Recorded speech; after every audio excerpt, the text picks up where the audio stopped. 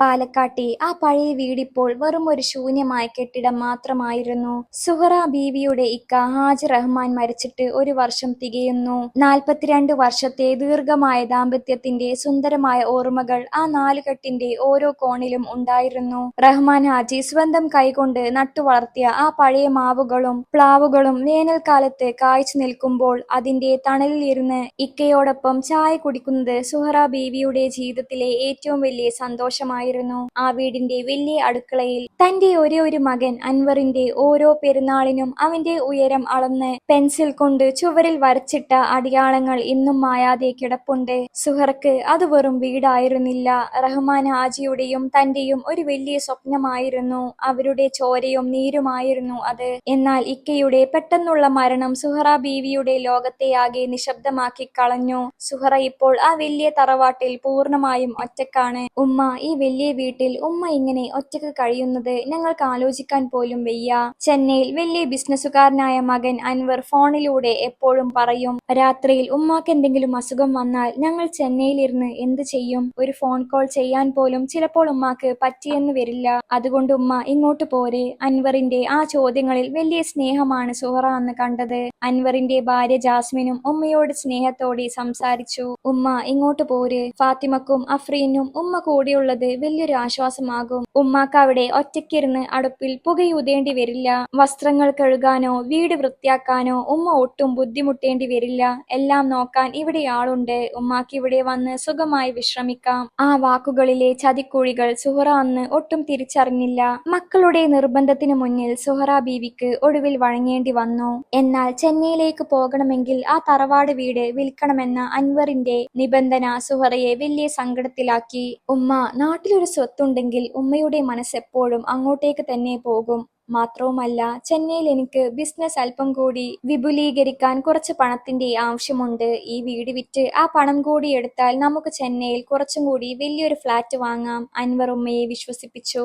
തന്റെ പ്രിയപ്പെട്ട ഇക്കയുടെ ഓർമ്മകൾ നിറഞ്ഞ ആ വീട് മറ്റൊരാൾക്ക് കൈമാറുന്നത് ആലോചിക്കാൻ പോലും സുഹറക്ക് കഴിയുമായിരുന്നില്ല. എങ്കിലും മകന്റെ ബിസിനസ് കാര്യങ്ങൾ നടക്കാനും അവനോടൊപ്പം ജീവിക്കാനുമുള്ള ആഗ്രഹത്താൽ അവർ മനസ്സില്ലാ മനസ്സോടെ സമ്മതം മൂളി. ആധാരത്തിൽ ഒപ്പുവെക്കുമ്പോൾ സുഹറയുടെ കൈകൾ വിറക്കുന്നുണ്ടായിരുന്നു. കണ്ണുകളിൽ നിന്ന് കണ്ണീർ തുള്ളികൾ ഒന്നിനു പുറകെ ഒന്നായി ആ കടലാസിലേക്ക് വീണു. തറവാടിന്റെ പടിയിറങ്ങുമ്പോൾ സുഹറ ആ മാവിൽ ചുവട്ടിൽ അല്പനേരം നിന്നു.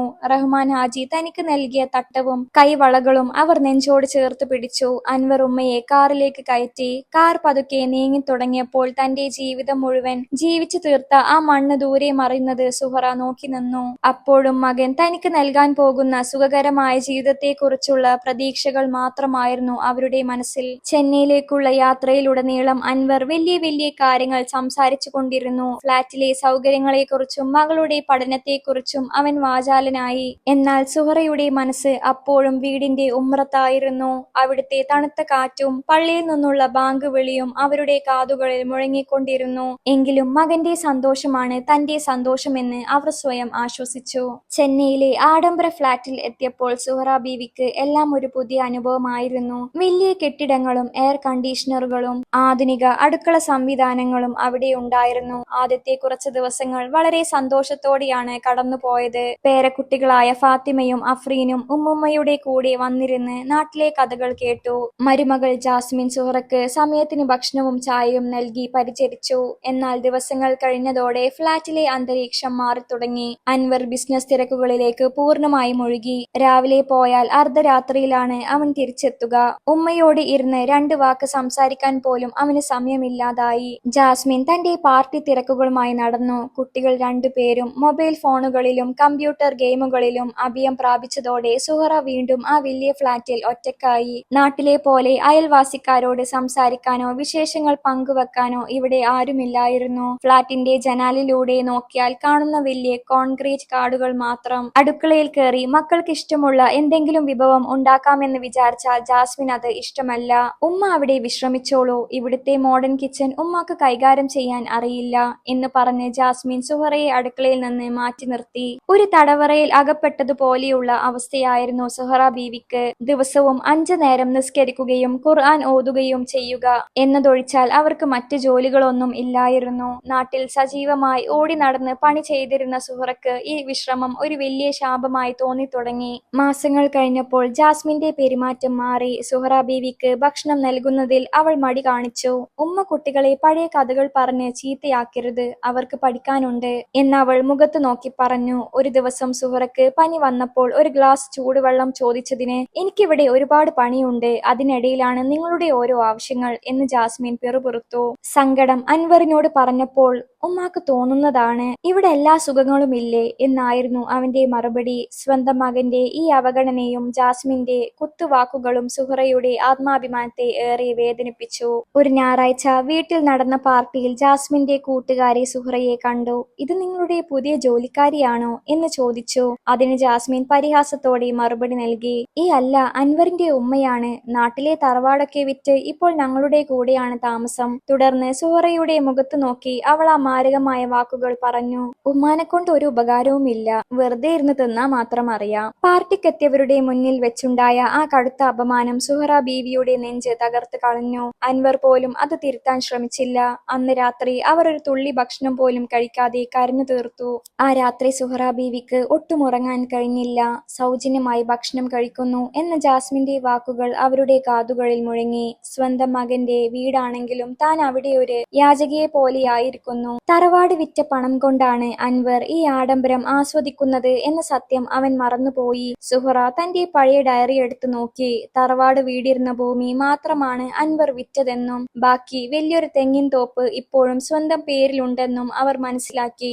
ആരുടെയും കാരുണ്യത്തിൽ ജീവിക്കാൻ താൻ തയ്യാറല്ലെന്ന് ഉറപ്പിച്ച സുഹറ അടുത്ത ദിവസം രാവിലെ അൻവറും ജാസ്മിനും ഉണരുന്നതിന് മുമ്പ് ആ ഫ്ളാറ്റിന്റെ പടി ഇറങ്ങി. ചെന്നൈ റെയിൽവേ സ്റ്റേഷനിൽ എത്തിയപ്പോൾ സുഹറ ബീവിക്ക് വലിയൊരു ആശ്വാസം തോന്നി. നാട്ടിലേക്കുള്ള ട്രെയിൻ കയറുമ്പോൾ അവരുടെ മനസ്സ് നിറയെ വല്യകത്ത് വീടിന്റെ ഓർമ്മകളായിരുന്നു. പാലക്കാട്ടെത്തിയ അവർ നേരെ പോയത് തറവാട് വാങ്ങിയ മൂസ ഹാജിയുടെ അടുത്തേക്കാണ്. സുഹറയുടെ സങ്കടം കണ്ട മൂസ ഹാജിക്ക് കാര്യം മനസ്സിലായി. തന്റെ പേരിലുള്ള ബാക്കി ഭൂമിയുടെ രേഖകൾ കാണിച്ച് വീട് തിരികെ വേണമെന്ന് സുഹറ ആവശ്യപ്പെട്ടു. റഹ്മാൻ ഹാജിയോടുള്ള ബഹുമാനം കാരണം മൂസ ഹാജി അതിന് സമ്മതിച്ചു.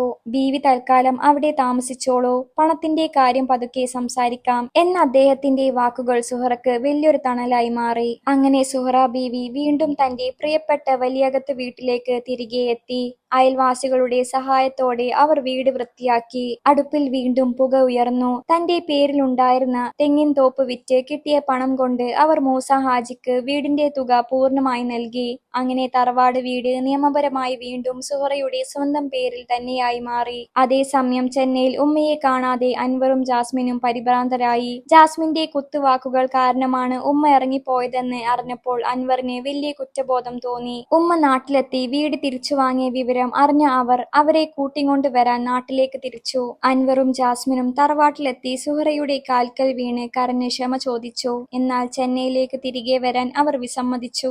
ജാസ്മിന്റെ കൈകൾ പിടിച്ച് സുഹറ പറഞ്ഞു, മോളെ, ഇവിടെ എനിക്ക് ആരുടെയും സൗജന്യം ആവശ്യമില്ല. അന്തസ്സോടെ ജീവിക്കാൻ അള്ളാഹു എനിക്ക് വഴി കാണിച്ചു തന്നിട്ടുണ്ട്. ജാസ്മിന് തന്റെ തെറ്റ് പൂർണ്ണമായി ബോധ്യപ്പെട്ടു. അൻവറും കുടുംബവും കുറച്ചു ദിവസങ്ങൾ തറവാട്ടിൽ തന്നെ താമസിച്ചു. കൊച്ചുമക്കൾ ഉമ്മമ്മയുടെ കൂടെ തൊടിയിൽ ഓടി നടന്ന് കളിച്ചു.